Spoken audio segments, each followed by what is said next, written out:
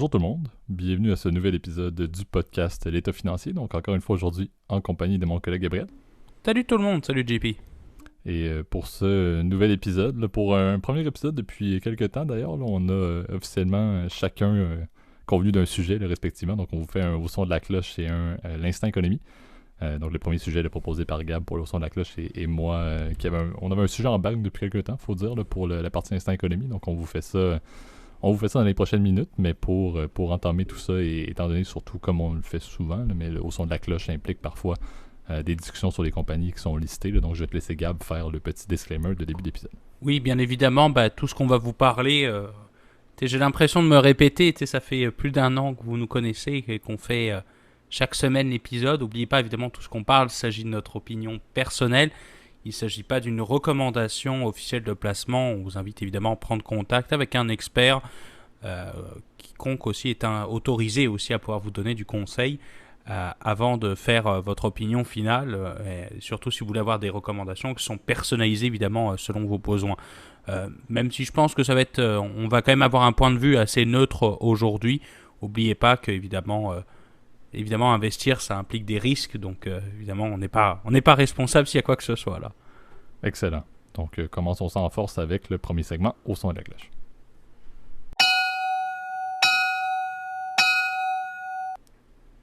Parfait. Donc, le premier sujet qu'on veut vous faire aujourd'hui, là, c'est quelque chose qui est très d'actualité. En fait, c'est, pour être exact, je crois que c'était le 10, le vendredi ou jeudi de la semaine passée, que le verdict a été rendu là, officiellement sur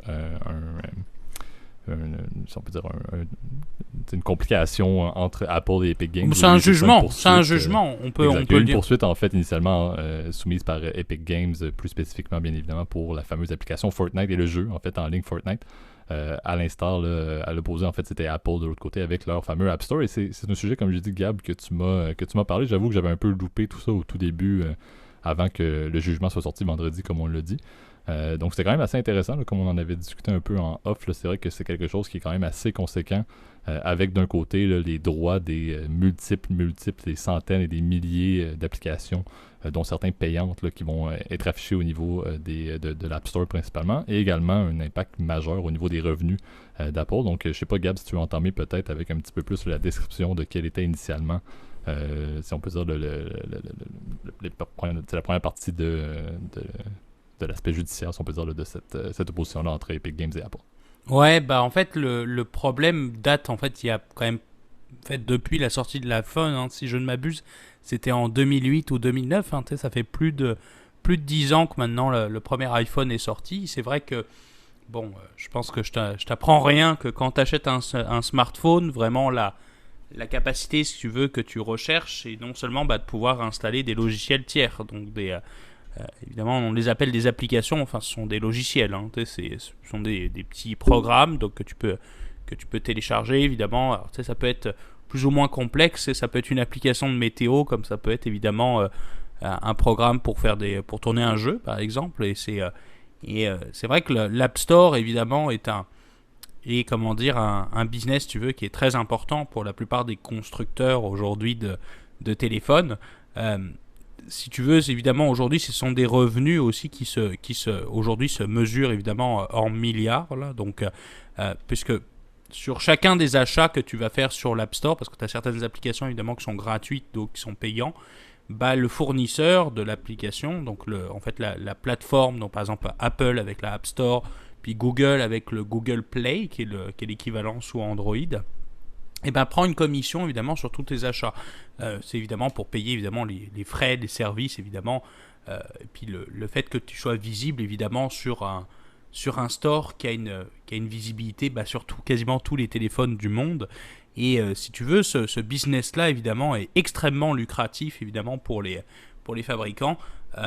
Pour te donner un état d'idée de la chose, j'ai sorti en fait les revenus en fait de Apple par exemple sur leur côté service. Alors tu sais que dans la décomposition des revenus est jamais parfaite, hein, parce que parfois les compagnies elles changent leur façon de segmenter leurs revenus. Mais le segment service chez Apple, ça comprend effectivement les revenus qui viennent effectivement de l'App Store. Ça peut venir évidemment des revenus, par exemple, qui vont venir, par exemple, des services comme par exemple les garanties supplémentaires que tu peux acheter quand tu achètes un appareil, etc. Donc c'est assez large, hein, tu vois. Pour te donner un état d'idée de la chose, aujourd'hui, les revenus de services de Apple, c'est 53 milliards de dollars par année. Donc, c'est des chiffres évidemment qui sont énormes en 2020, là, sur le dernier rapport annuel, c'était ça. En 2012, c'était seulement 13 milliards. Donc, c'est un truc qui est énorme. Cette commission qui représente 30% aussi de tous tes achats, elle s'applique aussi sur les achats in-app, tu sais, qui sont à l'intérieur, évidemment, quand par exemple tu achètes un abonnement Netflix et que tu as juste à mettre ton Face ID et ça achète le truc. Mais là, c'est pareil, il y a un 30% qui est versé à Apple. Donc, c'est évidemment une manne financière énorme au vu évidemment du nombre d'iPhone qui se vendent par année. Tu sais que tu as évidemment des centaines de millions d'appareils qui sont activés chaque année. Donc, c'est un pop business qui est évidemment en croissance perpétuelle. Et tu vois, la dernière année, donc en 2020, ce segment-là, il a augmenté de 16% sur une année. Et puis l'année d'avant aussi de 16%, 20%, 22% l'année précédente. Donc tu vois que c'est des chiffres qui sont énormes, hein. Quand tu as une croissance comme ça à 2 chiffres, c'est surtout au niveau de tes revenus, c'est énorme.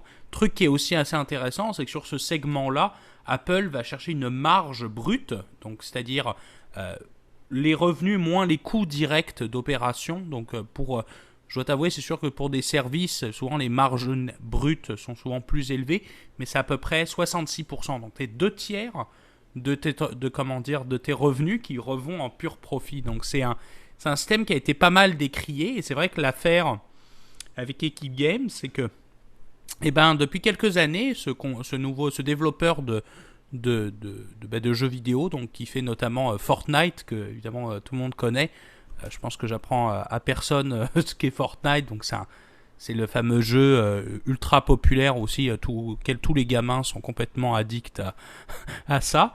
Cet éditeur-là a dit, en fait, fuck Apple, je ne payerai pas le 30%, je vais faire un système à l'intérieur de mon application donc de Fortnite qui va me permettre, et ça c'était l'année dernière, donc c'était en août 2020, ils ont dit... Non, je vais mettre un propre système de carte de paiement, donc les gens payeront et je ne payerai pas le 30% à Apple par principe parce que je trouve que c'est trop élevé. Et évidemment, l'application s'est faite retirer évidemment du Play Store parce que non seulement il y avait une espèce de guéguerre entre Epic, donc l'éditeur, et Apple. Exact, et puis je pense que tu l'as bien soulevé sur le point que c'est un peu, puis moi je le vois un peu sur cet angle-là, encore une fois, sans prendre position, soit pour Apple ou pour Epic Games, mais ma vision un peu, c'est Apple s'est fait prendre un petit peu avec les mains dans le sac. En fait, la dernière chose, je crois qu'Apple avait le désir, c'était que publiquement, il y a une poursuite qui soit mise en place et qui un peu ouvre la porte sur l'ensemble des revenus qu'elle peut faire au niveau de son App Store, parce que personnellement, je n'avais pas conscience à quel point, effectivement, Apple avait en place un système qui permettait de générer des revenus, d'être littéralement, comme on dit souvent, en bon terme, une vache à lait au niveau d'Apple. Apple fait beaucoup de revenus, comme on le sait, sur la vente de leurs produits principalement, mais de savoir que l'App Store en tant que tel, qui, tu l'as bien dit, est utilisé par, je pense que 1 milliard de iPhone fonctionnels et activés à travers le monde et 1,65 milliard d'appareils Apple, toutes choses confondues, parce qu'on sait maintenant, les applications d'Apple qu'on peut télécharger, on les utilise partout, là. Et je crois que c'est un petit peu la dernière chose qui est intéressant ou que Apple voulait qu'il soit sorti publiquement. Puis tu l'as bien dit également, la mention du fameux 30% de commission là, dans toute cette chose-là, dans le début également de la poursuite entre Epic Games et Apple, ils ont décidé de faire une réduction. Il y a eu quand même d'une certaine manière, ils vont dire qu'ils ont essayé peut-être de faire une entente pour que tout se règle encore une fois et qu'il n'y ait pas encore une fois davantage d'encre qui coule sur le dossier et que Apple puisse garder ça le plus low profile possible. Mais ils sont passés de 30 à 15% de mémoire sur certaines applications là, pour lesquelles, si je ne me trompe pas, les revenus au niveau de l'application ou les ventes là, sont de moins d'1 million par année. Donc c'est certain que d'une certaine manière, Apple ciblait en disant écoutez, Epic Games, on fait 30% de commission sur vos ventes, mais vous faites déjà des milliards, des millions et des millions et des millions de dollars déjà avec votre avec votre fameux jeu Fortnite. Donc, calmez-vous un petit peu. On va protéger bien évidemment les plus petites applications, ceux pour lesquels le 30% aurait réellement un impact. Et pour les autres, dans tous les cas, vous faites seulement de revenus. Donc, il y a quand même eu une tentative, là, si on peut dire, de rendre ça un peu plus à l'amiable dans tout ça. Mais effectivement, comme tu l'as dit, c'est ce qu'on a soulevé en prémisse, là, finalement, ça s'est rendu jusqu'à la fin. Il y a quand même eu le fameux jugement qui est sorti le vendredi dernier, là, qui était par la juge que tu m'avais présenté, Gab, Yvonne Gonzalez-Rogers, qui a effectivement sorti, encore une fois, un petit peu contre Apple, en disant qu'effectivement, la manière dont Apple gérait présentement son App Store et avec l'obligation de faire les transactions d'achat, que ce soit X, Y, Z, peu importe le besoin que vous faites avec vos applications, là, plusieurs sont gratuites, certains vont le dire, là, bien évidemment, mais pour celles qui étaient bien évidemment payantes, mais comme finalement vous n'avez pas le choix de passer par leur système de paiement au sein de l'application, c'était quelque chose qui était une concurrence monopolistique inégale. Vous n'aviez pas le choix de payer par l'entremise. Pour nous, en fait, en tant que consommateurs, est-ce que ça changeait quelque chose? Peut-être pas, mais au final, l'impact, c'était effectivement beaucoup plus sur les commerçants, beaucoup plus sur les compagnies qui font la production d'applications. Moi, je le vois et c'est un peu le comparable que je vais te lancer, Gab, dans tout ça, là, avec encore une fois un résultat qui est très intéressant, plusieurs l'ont dit, là, de protéger un petit peu les commerçants ou les producteurs d'applications. C'est quelque chose qui est quand même assez définitif et on le sait, là, dans la jurisprudence, c'est très intéressant d'avoir quelque chose qui va pouvoir être utilisé dans les années à venir. Donc, le fait d'avoir mis la ligne officiellement entre des compagnies, encore une fois, technologiques majeures, là, comme Apple peut l'être, et Samsung également qu'on pourrait soulever, et de vraiment dire, les plus petits joueurs, ceux avec qui vous avez une relation qui n'est pas égale entre Apple et Epic Games, bien évidemment, eh bien la ligne est mise quand même que les juristes, les cours, peu importe à travers le monde, vont pouvoir utiliser ce cas-là justement pour protéger des frais non désirés. Mais le point que je voulais soulever, Gab, c'est un petit peu la vision que j'avais et c'est le comparable un peu Amazon et petits commerçants ou peu importe. Est-ce que Epic Games serait ou elle serait présentement, les arguments sont des deux côtés, est-ce que Epic Games aurait réussi à rendre Fortnite si populaire si c'était pas disponible au niveau d'une plateforme ou au niveau d'un App Store comme celui d'Apple? Et vice-versa, est-ce que c'est pas également déloyal un petit peu que Apple, au final, n'ait pas vraiment besoin d'innover tant que ça, mais puisse profiter autant de l'innovation des applications qui ne sont même pas les siennes, par exemple, au niveau de leurs outils? C'est un petit peu ça mon point. On dirait que moi, je vois Amazon face à n'importe quel petit commerçant qui n'ont pas le choix de faire affaire avec eux. Il y a un petit peu deux côtés. Je trouve que c'est très difficile de tracer la ligne entre qui est le méchant et qui est la bonne personne dans ces deux compagnies-là, dans cette relation-là. Parce qu'au final, les deux ont quand même des gains très clairs à maintenir ces activités-là. Certes, avec peut-être quelques réglementations, restrictions un petit peu plus définies, mais ça reste l'interdépendance. C'est ce qui fait en sorte qu'Apple est populaire autant. Et c'est ce qui fait que Epic Games a pu rendre un jeu comme Fortnite aussi populaire également. Moi, je serais un peu plus nuancé que toi, en fait, même si tu as été très nuancé, je te dirais, sur ton propos, mais mon opinion, c'est que quand même, Fortnite existait avant l'App Store. C'est vrai que d'ailleurs, tu le sais, depuis quelques années, Epic, ils ont lancé même une espèce de guerre contre justement toutes ces plateformes-là, en essayant de se développer eux-mêmes. Je crois que ça date de 2017 ou 2018. Tu avais la fameuse plateforme Steam, je ne sais pas si ça te dit quelque chose, qui est disponible sur PC, qui est un peu la caverne d'Alibaba des jeux vidéo, enfin en tout cas sur PC, au Mac, etc. Ils avaient déjà lancé leur propre Epic Store, si tu veux, en faisant évidemment, en offrant plein de jeux gratuits à tout le monde. Donc, j'en ai eu plein, évidemment, grâce à eux. Donc, en tout cas, on les remercie là-dessus, là. Mais, et c'est vrai que, si tu veux, Epic est dans cette espèce de croisade, si tu veux, contre les frais, évidemment, qui sont importants. Il faut avouer qu'aussi que Epic a été racheté, qui était en fait à l'origine, tu sais, ils avaient développé, par exemple, God of War, je ne sais pas si ça te dit quelque chose comme jeu. Et toute leur technologie était basée beaucoup plus sur le développement de logiciels, donc avec leur moteur qui s'appelle Unreal Engine. Là, si tu veux, ils ont décidé de se développer avec l'afflux, évidemment, de capitaux chinois aussi, tu vois. On en revient toujours au même problème, hein, mais avec l'afflux de capitaux chinois, Epic, tu veux monter dans une dimension. C'est vrai que Fortnite, c'est vraiment le jeu qui les a fait aller sur une autre galaxie, évidemment. On connaît tous, évidemment, maintenant dans l'univers du streaming. Tu vois que Fortnite est un des jeux, évidemment, qui fait le plus parler, où tu as tu vois, moi j'étais halluciné de voir aussi ce que tu peux acheter dans Fortnite, parce qu'ils ont tout un business model, parce que comme le jeu est gratuit, bah, tu peux acheter des espèces de tenues. Enfin, je trouve ça un peu con, hein. Ça, c'est bon jugement. Ça, vous m'excuserez, c'est un peu un jugement de valeur, mais enfin, d'aller payer pour un vêtement virtuel, je trouve ça un peu, je trouve ça un peu fou, mais tu vois, c'est une industrie, tu veux, qui a été tellement conservatrice pendant des années que là, tu vois, tu as quelqu'un qui veut changer les règles, effectivement.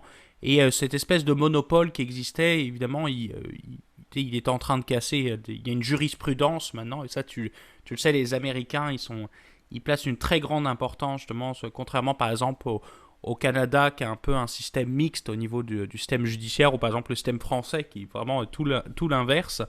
Les tribunaux américains vont beaucoup prendre en compte justement la jurisprudence. Et on fait des cas à partir d'autres cas, tu vois. Alors que dans le droit, comment dire, français, c'est vraiment pas ma spécialité, tu m'excuseras.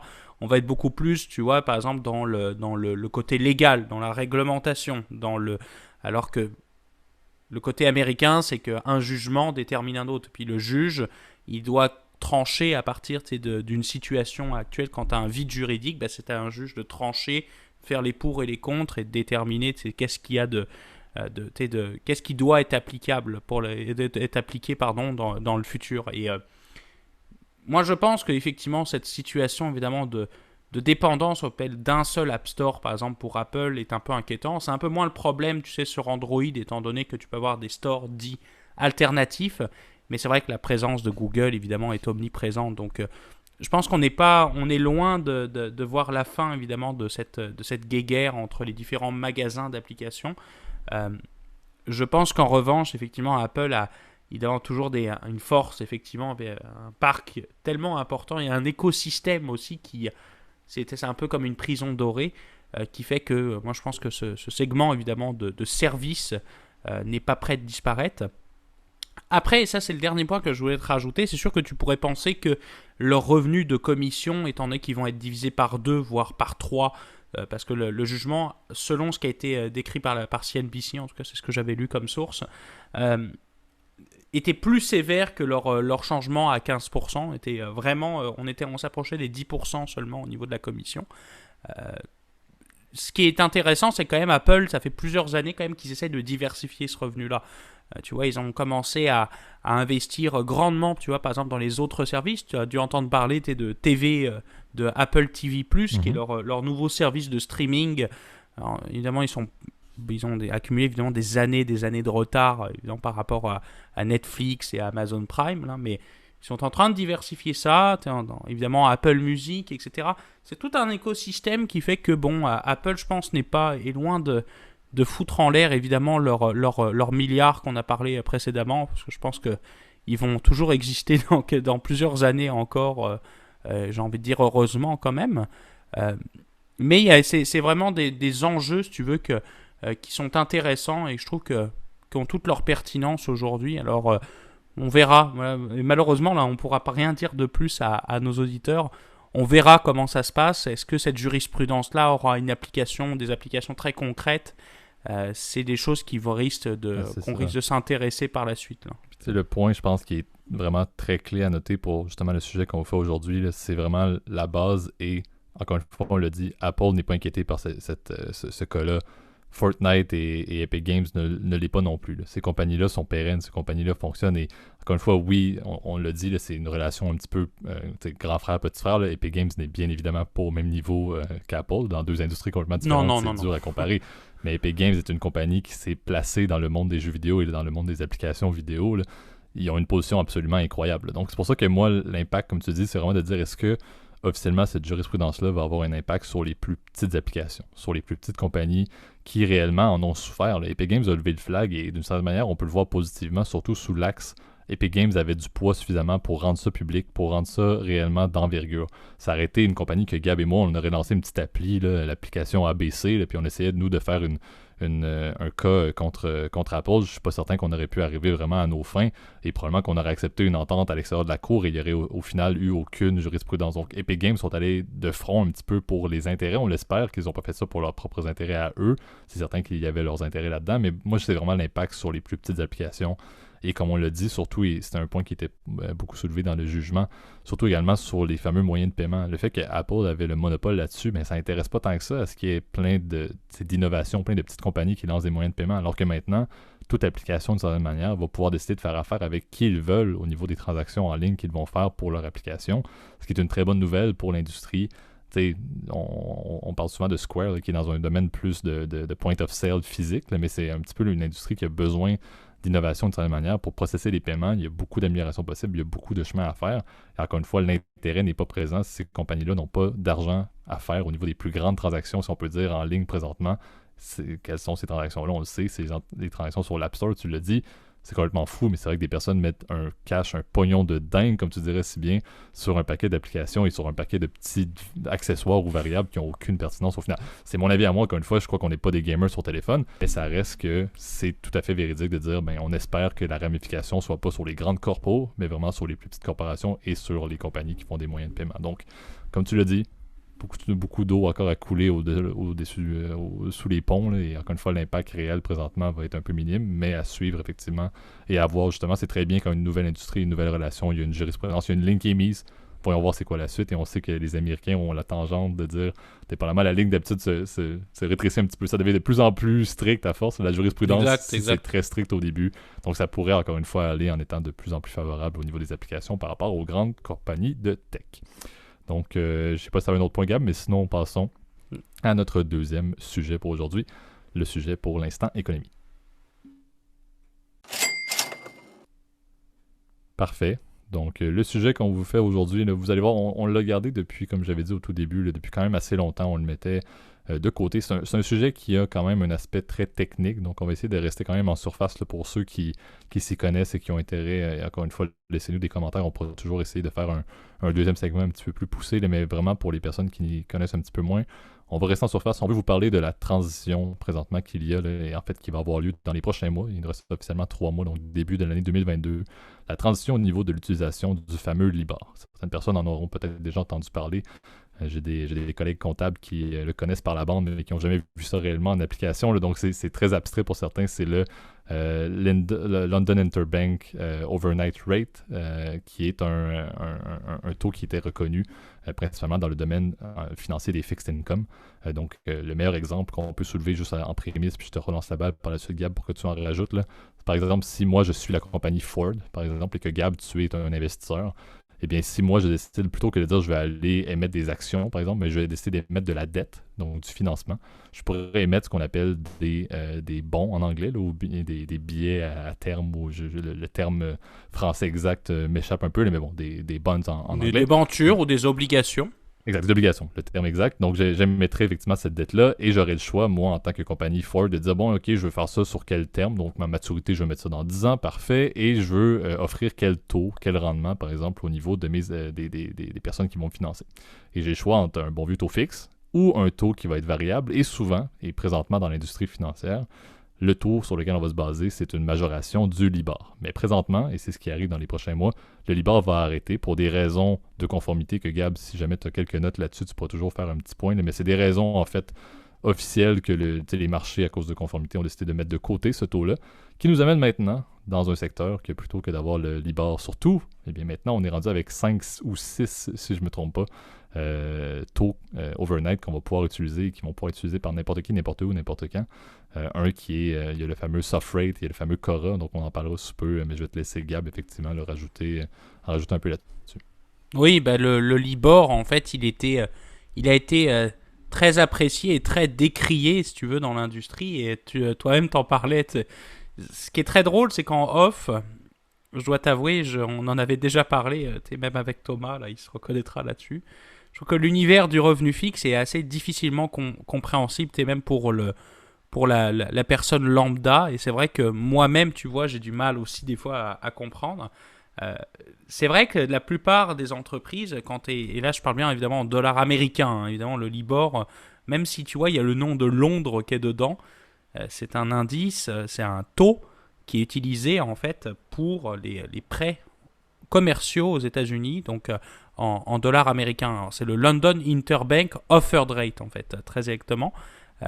Et tu vois, il est émis par exemple pour un certain nombre de maturités, mais souvent ce sont des maturités relativement courtes. Donc souvent c'est 30, 60, 90, 120 jours, 360 jours, etc. Donc là tu vois, c'est toujours des... Souvent c'est des nombres de chiffres d'ailleurs qui sont assez ronds pour faciliter évidemment les calculs. C'est plus facile, plus convenable pour la plupart des gens. Et souvent les gens, ce qu'ils prennent comme référence, c'est le taux par exemple. C'est le taux, par exemple, 6 mois Libor, auquel ils rajoutent quelque chose, tu vois. Et donc, tous les 6 mois, tu as un reset, donc tu as une mise à jour de ton taux qui a été faite. Et ça, c'est le terme en anglais, c'est des notes ou c'est des obligations à taux variable ou à taux flottant, on appelle ça comme ça. Ou floating rate notes en anglais, tu vois. Je ne vais pas aller trop dans les détails parce qu'évidemment, encore une fois, c'est d'une complexité que moi-même, je dois t'avouer, je trouve ça même lourd, assez lourd là-dessus. Le Libor, en fait, ça fait quand même une vingtaine d'années. Je crois en fait, il existe depuis assez longtemps.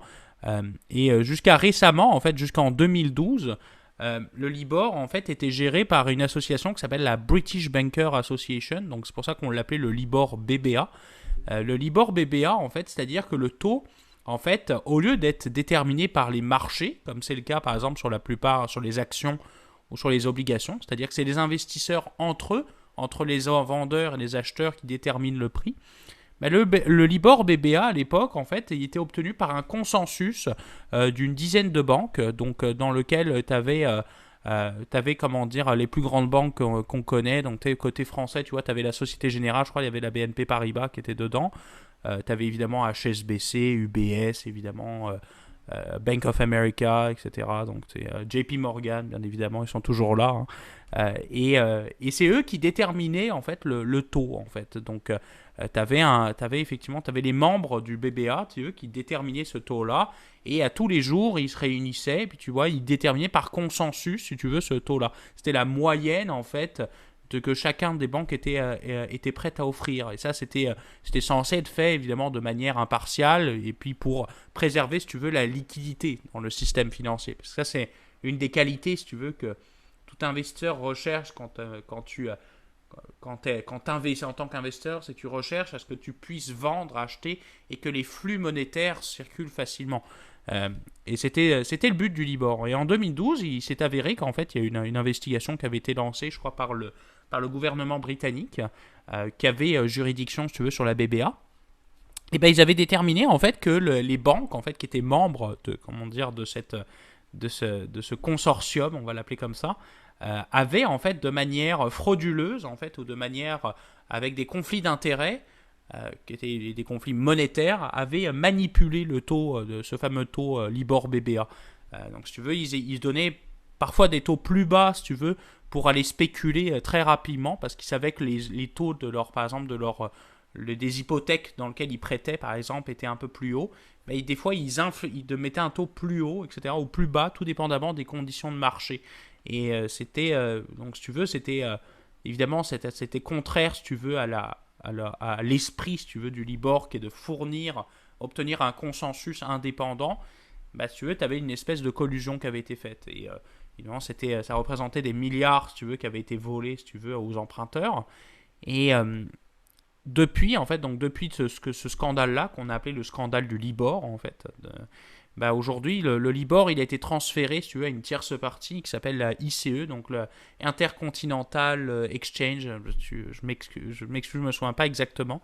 Et c'est eux, donc l'ICE avait repris le mandat, en fait, temporairement, en attendant, en fait, le 31 décembre 2021, où ce Libor serait complètement suspendu et utilisé, être remplacé par un benchmark, en fait, par un panel de différents taux qui maintenant permettront d'avoir un consensus un peu différent.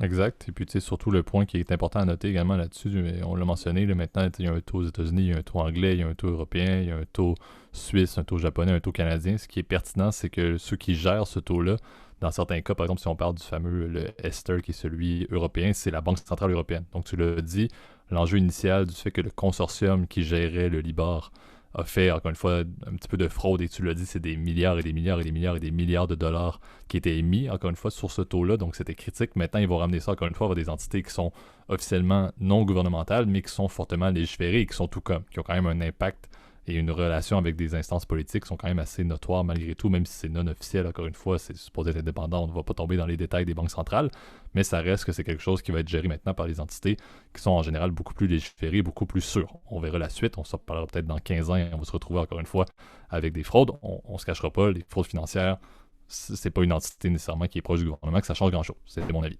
Encore une fois, ce qui est bien et le point, si on peut dire clé dans cette transition-là qui se passe présentement, c'est, et tu l'as dit au tout début, moi je le vois et on l'observe vraiment énormément présentement dans l'industrie, cette transition-là est importante à 2 niveaux. Premièrement, les émissions actuelles au niveau des différentes émissions de dette, que ce soit des émissions par les gouvernements, des émissions par le domaine corporatif, sont présentement dans moi ce que j'appelle, et on le mentionne souvent, on va dire qu'il y a des produits exotiques dans les marchés financiers.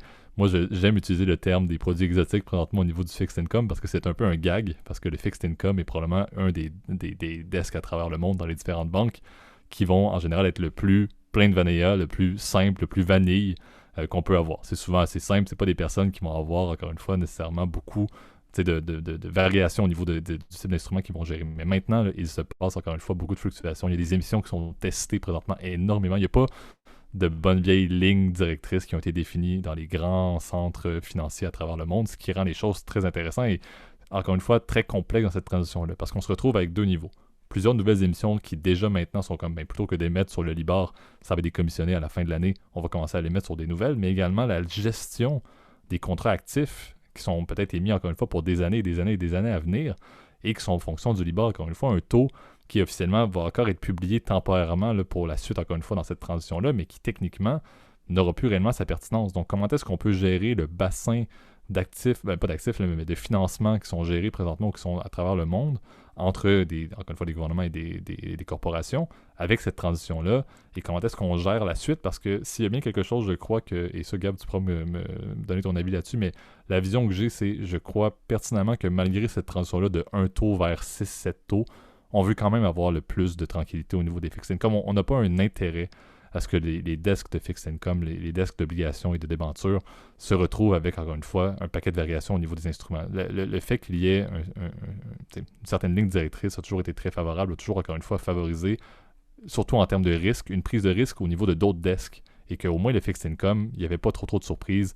On savait que pour les risques des grandes entités, des grands investisseurs institutionnels, il n'y avait pas grand-chose de particulier. Donc, c'est un peu ma vision des choses. Je trouve que c'est super intéressant, surtout pour l'impact que ça a. Les nouvelles émissions qui sont très exotiques, mais très exotiques, entre guillemets, encore une fois, selon le gag du fixed income, et aussi la gestion de cette transition-là maintenant que ces taux-là vont être utilisés à l'avenir, entre autres avec certaines dettes actives. Donc, c'est un beau monde, et moi, ce que j'aime du sujet, c'est vraiment ça, c'est que c'est un grand changement, et personnellement, depuis qu'on étudie la finance, ça fait quoi? Ça fait 6-7 ans qu'on étudie la finance, qu'on travaille dans la finance. C'est la première fois qu'on parle autant du domaine des obligations et des débentures, ce que je trouve bien, parce que c'est pas forcément quelque chose que tout le monde a été allumé par les débentures. Je pense, Gab, tu pourrais le confirmer, et nos amis aussi pourraient le dire. C'était pas nécessairement notre domaine le plus intéressant, ou ce qu'on avait de préféré dans nos études ou dans notre travail. Donc j'avoue que c'est quelque chose au moins d'intéressant de mettre le doigt là-dessus présentement. Après, c'est vrai que ça n'a pas toujours la meilleure réputation, effectivement, le marché... Le marché des obligations. En revanche, c'est assez critique. Hein, c'est des montants qui sont complètement énormes. Hein, en termes de taille, le marché obligataire, il est énorme. Il est même beaucoup plus gros qu'en fait que le marché des actions. En fait, le marché des bons, pour te dire une idée, juste aux États-Unis. C'est quasiment 2 fois plus gros que la capitalisation boursière. Donc le total dans le marché des actions. Donc c'est complètement énorme. Hein. Donc, et ça compromet pas, ça inclut pas que seulement que de la dette, comment dire, en soi, comme des bons du trésor, comme on les appelle, donc les treasury bills ou les treasury bonds. Ça inclut aussi, c'est ça, du crédit privé. Quand toi-même tu fais du prêt, c'est vraiment une des bases du système financier. Et je pense que le système financier tel qu'on le connaît aujourd'hui, il date en fait du Moyen-Âge en fait, et c'est essentiellement les bons. Puis les premières corporations telles qu'on les connaît sont arrivées en fait, si je ne m'abuse, en Hollande à peu près au niveau du XVIe siècle, si je me souviens bien. où c'était des corporations marchandes. Alors, c'est vraiment quelque chose de très important de prendre en compte cette information-là. C'est sûr Ouais, que mais en c'est fait, si je peux rajouter, le libéralisme financier a amené des actions, mais à la base, comme tu l'as dit, il n'y avait rien comme des bonnes vieilles obligations en termes de sécurité, autant pour les deux parties prenantes, autant pour la compagnie que pour les personnes qui donnaient leur cash en contrepartie là, de ces droits-là et de ces intérêts-là. Ouais, puis c'est un marché, si tu veux, qui peut paraître moins sexy parce que tu as un taux fixe, si tu veux. Les gens, ils aiment bien le fait que c'est ce côté un peu stonk, si tu veux, qu'ont les marchés des actions. Mais en revanche, tu as des obligations qui ont un risque de manière aussi qui peut être plus important. Hein. Tu as des obligations, je pense particulièrement ce qu'on appelle des junk bonds, donc des obligations d'entreprise où tu n'as pas de garantie, où t'as pas de, c'est pas de l'interbancaire. Parce que tu vois, le Libor, c'est vraiment des taux entre les banques. Personne ne paye au Libor. Souvent, on va se payer au Libor plus ou moins un écart de taux. C'est une référence en fait.